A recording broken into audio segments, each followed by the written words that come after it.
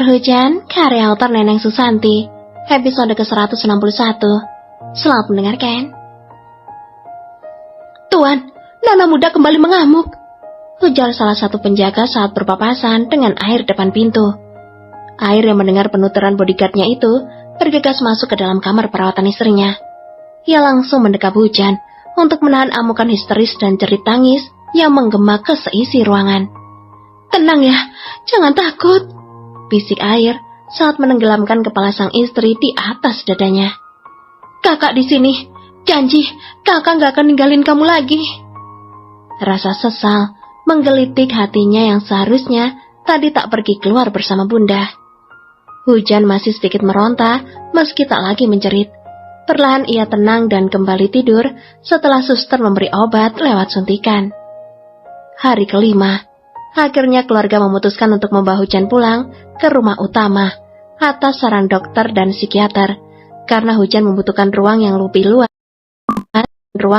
luas dan tentunya suasana baru yang lebih nyaman. Mengingat di rumah utama tentu lebih banyak orang yang akan menemaninya keluar dari rasa terpuruk dan takut. Berada di dekat Hujan tak bisa secara tiba-tiba. Bahkan Air melarang orang baru untuk datang meski itu adalah kerabat Hujan.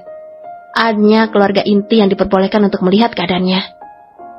Kita pulang ya cantik, ujar Air sambil menangkup wajah Hujan yang terlihat tirus. Hanya obat dan cairan infus yang masuk ke dalam tubuhnya.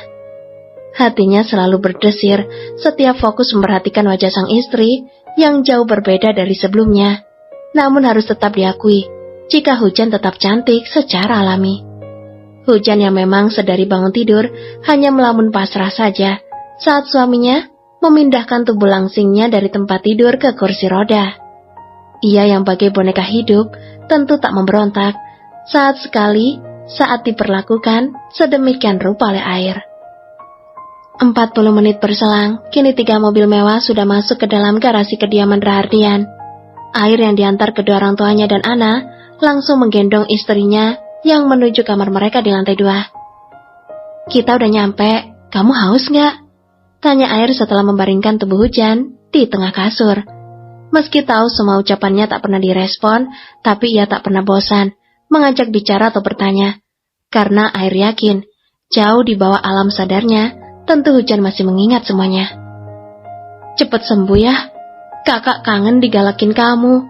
Cueknya cukup gak balas pesan chat kakak aja, tapi jangan sampai diemin kakak lama-lama begini ya. Ia berbicara, tentu sambil menitikan lagi air matanya.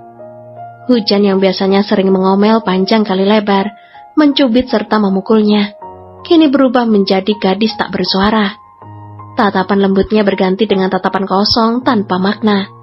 Tapi itu tak mengurangi rasa sayang Air padanya. Hujan tetap menjadi pemilik hatinya, apapun kondisinya dan seburuk apa mentalnya kini. Besok dirapihin ya rambutnya, biar makin cantik, biar bintang iri sama kamu. Kekek Air disela isak tangisnya. Ia sedang rindu menggoda gadis halalnya, rindu mendapat serangan menyakitkan di tubuhnya. Jawab dong, masa didiemin terus ini orang ganteng lagi ngomong? Cium nih ya, ancam Air yang masih tak mendapat respon. Wah, beneran pengen dicium. Air mendekatkan wajahnya. Ia ciumi kedua pipi Hujan bertubi-tubi sampai ia tergelak sendiri karena semakin gemas. Gak seru ah, diam aja, keluhnya saat ia mencoba mengalihkan tatapan Hujan agar melihat matanya. Ayo lihat sini, kakak di sini loh Jan. Air menangkup wajah istrinya yang berada di bawah kungkungannya. Hujan yang masih saja mengabaikannya tentu membuat Air semakin frustasi. Ia tenggelamkan wajahnya di ceruk leher sang istri sambil merengek kesal. Kemarau panjang ini sih.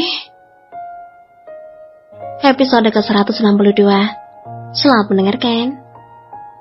Berbulan-bulan sudah berlalu, tak banyak perubahan yang terjadi. Namun Air masih setia mengurus Hujan dengan kedua tangannya di rumah utama. Semua keluarga Rahardian merangkul pasangan suami istri agar lebih kuat dan sabar. Tatapan gadis itu memang tak lagi kosong. Ia mulai merespon suara-suara yang ia kenal, terutama suaminya.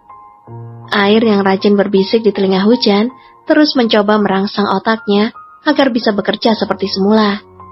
Meski masih sering melamun, tapi setidaknya hujan tak lagi berteriak histeris, kecuali saat ada orang yang ia tak kenal mendekat ke arahnya. Aktivitas keduanya kini berubah drastis. Air memilih melanjutkan kuliah di rumah. Ia tak pernah sedetik pun beranjak jauh dari hujan. Hari-hari mereka habiskan hanya berdua dalam kamar. Minum obatnya dulu yuk, habis itu kita makan siang, tapi turun ke bawah ya. Ajak Air pada hujan sambil menyisir rambut sang istri, yang kini mulai rapi lagi sebahu setelah Air memotongnya pendek. Hujan menggeleng pelan tak bersuara. Kenapa? Ada mama yang masakin makanan kesukaan kamu, ucapnya lagi, yang kini sudah memeluk hujan dari belakang. Ia letakkan dagunya di atas bahu sang istri. Takut. Air tersenyum simpul. Apapun pertanyaannya dan ajakannya, hanya kata takut yang keluar dari mulut hujan.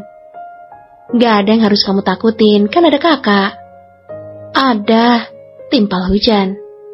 Iya, jangan takut ya. Kamu harus berani keluar rumah lagi. Kita jalan-jalan, mau? Hujan menggelengkan kepala. Dengan tangan bergetar lagi-lagi kata takut keluar dari mulutnya. Dan itu membuat Air terkekeh.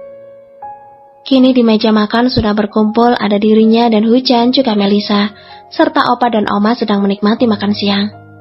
Air dengan sabar membersihkan sisa makanan yang berserakan di dekat piring Hujan. Gadis itu masih saja makan dengan tangan bergetar. Kenyang belum? Tanya Air yang dibalas anggukan oleh Hujan. Temenin Mama hias bunga yuk. Mama tadi beli bunga banyak banget. Hujan mau bantu Mama? Ajak Melisa. Wanita cantik itu tersenyum saat sang menantu melirik ke arah putranya. Boleh sayang? Ujar Air sambil mengusap pipi Hujan yang kembali gembil seperti dulu. Semenjak Hujan sedikit sembuh dari rasa traumanya, ia menjadi bergantung pada Air. Dua pasang manusia itu semakin tak bisa jauh karena saling melengkapi satu sama lain. Beruntungnya, trauma yang dialami Hujan tak membawa efek buruk menimbulkan rasa benci pada siapapun. Otak bawah sadarnya saat itu hanya mengingat Air dan Ana, karena hanya dua nama itulah yang selalu ia sebut dalam hati saat tragedi penyiksaan terjadi. Cantik ya, kayak kamu, goda Melisa saat bunga mawar putih ditata rapi di sebuah vas. Hujan tersenyum simpul, dan lagi-lagi ia melirik suaminya. Enggak, kakak gak kemana-mana Jan, ada di sini. Keke Air saat kedua mata mereka bertemu.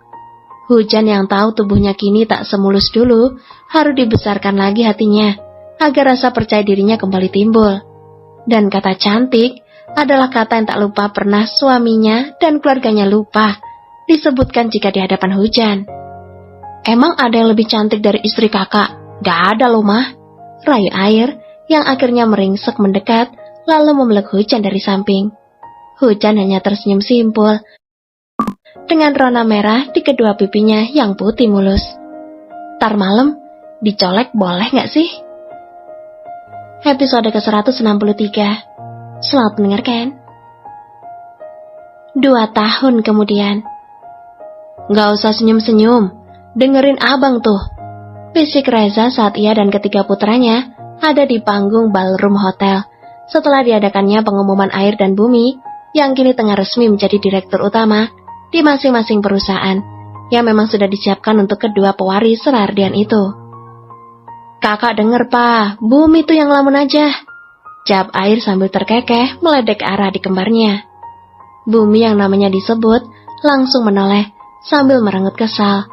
Tak ada yang berubah dari si tengah, sikap cuek, dingin dan angkuhnya masih mendarah daging sampai detik ini. Gak usah macam-macam, cetus Bumi ke arah sang kakak. Air yang mendengar ocehan adiknya pun hanya bisa menahan tawa. Hei, kalian itu udah dewasa, ribut terus, seru Reza menengahi perdebatan di antara anak kembar tampannya yang memiliki wajah sama tanpa perbedaan sama sekali. Akan sulit bagi orang yang baru pertama kali melihat Air dan Bumi jika tak membedakan dari sifat keduanya yang jauh berbeda. Semuanya kini kembali ke meja masing-masing setelah langit selesai memberi kata sambutan. Ia yang kini menjabat sebagai presiden direktur terlihat semakin tampan dan berwibawa. Pah, kapan udahannya? Tanya Air. Sabar kak, suruh siapa istrinya gak dibawa? Jadi uring-uringan kan? Cetus Reza kesal pada si sulung yang masih merengek ingin pulang.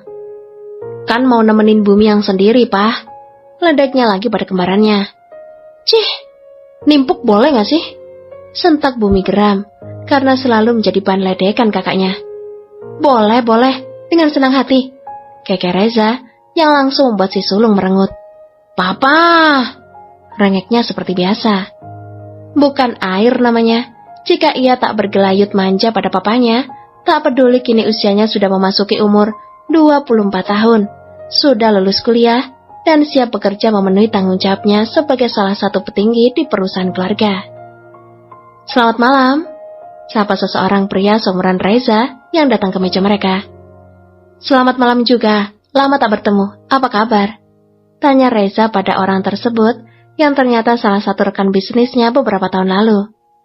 Kabar baik, ini pasti si kembar ya?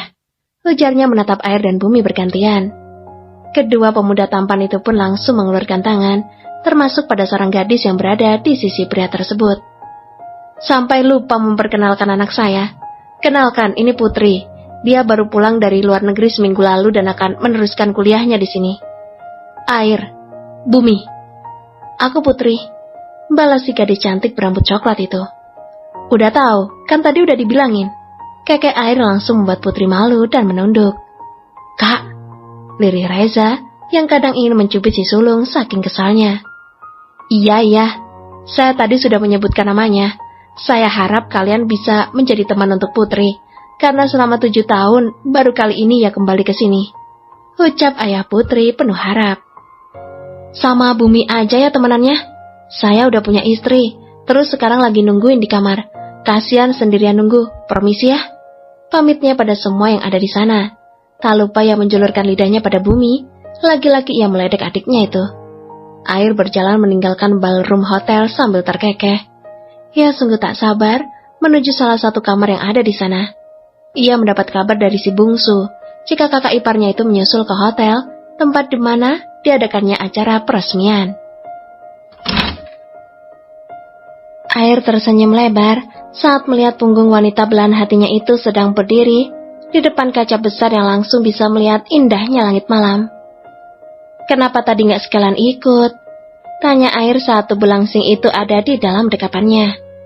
Air memeluk Hujan dengan sangat erat, namun lembut dari belakang. Aku takut, jawabnya pelan. Jangan diingat terus, kita masih punya masa depan yang panjang. Jangan lagi menoleh ke belakang ya, bisiknya pelan. Kenapa? Tanya Hujan sambil menoleh. Dengan cepat, Air langsung mencium bibir ranum sang istri. Tuh kan, dibilang jangan nengok ke belakang. Jadinya ciuman deh.